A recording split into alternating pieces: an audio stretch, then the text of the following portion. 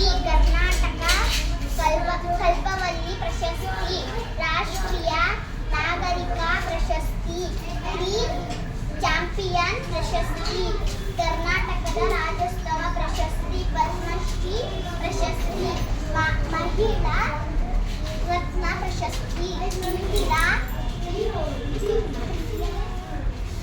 ಪ್ರಿಯದರ್ಶಿನಿ ಪ್ರಶಸ್ತಿ, ವನಮಾತೆ ಪ್ರಶಸ್ತಿ, ಪಂಪಾವತಿ ಪರಿಸರ ಪ್ರಶಸ್ತಿ, ಗೌರವ ಡಾಕ್ಟರೇಟ್, ವೃಕ್ಷಮಾತೆ, ಸಾಲು ಮರದ ತಿಮ್ಮಕ್ಕ,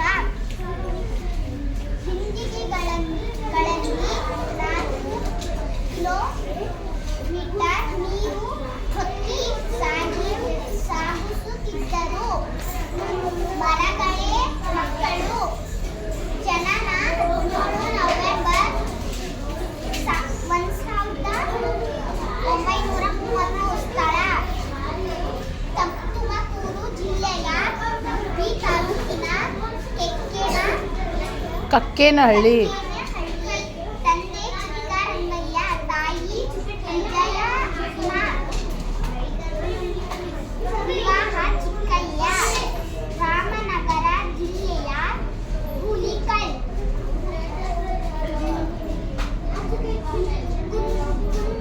ಕುದೂರಿನಿಂದ ಹುಲಿಕಲ್ ವರೆಗೆ 8,000 ಆಲದ ಮರಗಳು.